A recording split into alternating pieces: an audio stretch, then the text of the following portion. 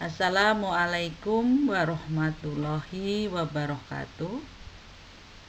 Anak-anak, hari ini kita akan belajar tentang teks cerita sejarah Indonesia atau teks novel sejarah Indonesia.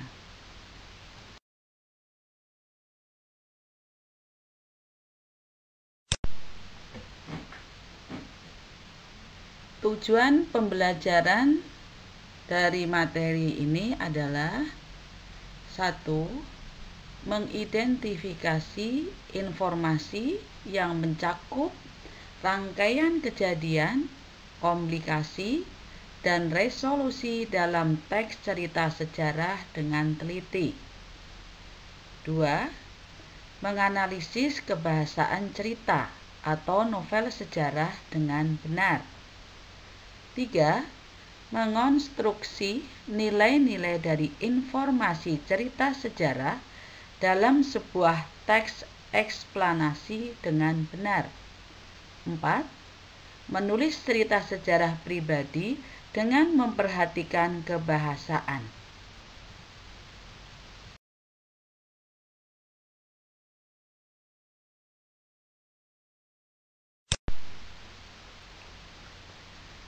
Nah, sekarang apa sih pengertian dari novel sejarah itu? Novel sejarah adalah novel yang di dalamnya menjelaskan dan menceritakan tentang fakta kejadian masa lalu yang menjadi latar belakang terjadinya sesuatu, serta memiliki nilai sejarah. Novel sejarah dapat bersifat naratif dan bisa juga bersifat deskriptif. Novel sejarah disajikan dengan daya khayal pengetahuan yang luas dari pengarangnya.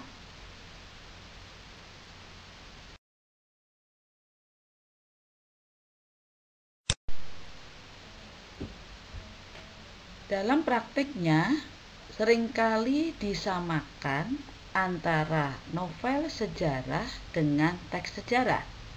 Padahal ada perbedaan antara novel sejarah dengan teks sejarah.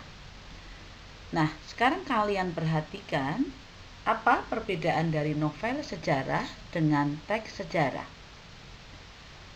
Novel sejarah yang pertama menggambarkan sesuatu yang tidak pernah terjadi. Sehingga di sini yang digambarkan yaitu berupa hasil rekaan atau imajinasi dari penulisnya. Sedangkan teks sejarah menunjuk kepada hal-hal yang pernah ada atau sesuatu yang benar-benar terjadi di masa lampau.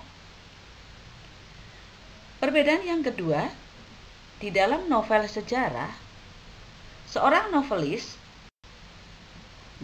itu penulis novel, bebas untuk menciptakan karya dengan imajinasinya, dengan daya khayalnya. Sedangkan teks sejarah, di sini seorang sejarawan terikat pada keharusan, yaitu bagaimana sesuatu sebenarnya terjadi di masa lampau, tidak ditambah-tambah atau tidak direka-reka. Perbedaan yang ketiga, di dalam novel sejarah, faktor perekayasaan pengaranglah yang mewujudkan cerita sebagai suatu kebulatan atau koherensi, dan sekali-kali ada relevansinya dengan situasi sejarah.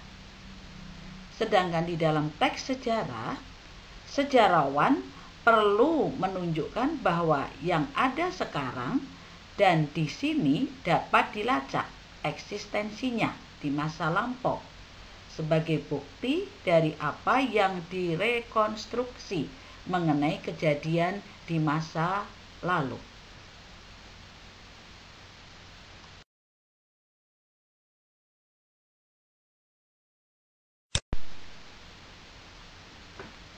Perbedaan yang keempat, di dalam novel sejarah, Pengarang novel tidak terikat pada fakta sejarah, dapat berupa fiksi tanpa bukti, berkas, atau saksi.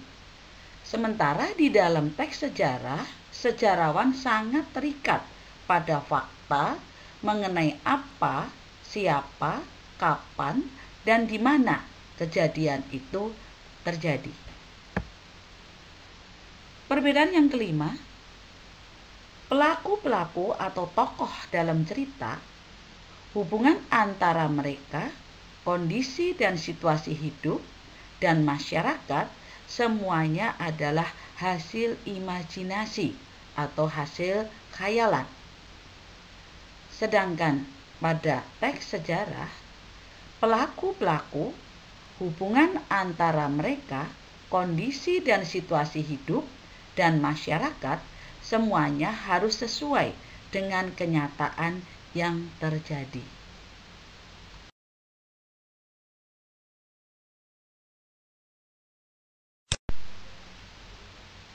Selanjutnya, struktur teks cerita novel sejarah. Yang pertama, dimulai dari pengenalan situasi cerita atau disebut dengan orientasi.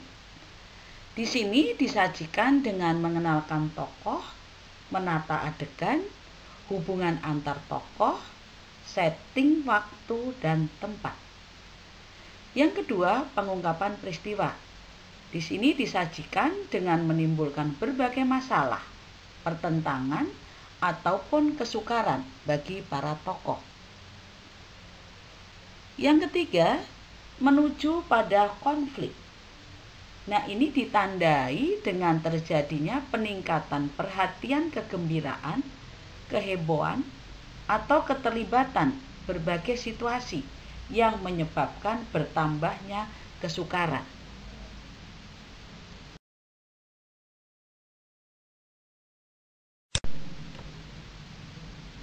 Berikutnya, struktur yang keempat adalah puncak konflik atau yang sering disebut dengan komplikasi. Nah, disinilah merupakan bagian klimaks dari cerita, yaitu bagian cerita yang paling besar dan mendebarkan. Struktur yang kelima, penyelesaian atau evaluasi atau resolusi. Ini merupakan bagian akhir dari nasib para tokoh utama. Dan yang terakhir yaitu koda, yang ini sifatnya tidak harus selalu ada di dalam sebuah cerita novel sejarah. Nah, koda yaitu penutup yang berisi komentar terhadap keseluruhan isi cerita. Demikian anak-anak materi teks cerita novel sejarah pada hari ini. Mudah-mudahan kalian bisa memahaminya dan tetap semangat untuk belajar. Terima kasih atas perhatiannya. Wassalamualaikum warahmatullahi wabarakatuh.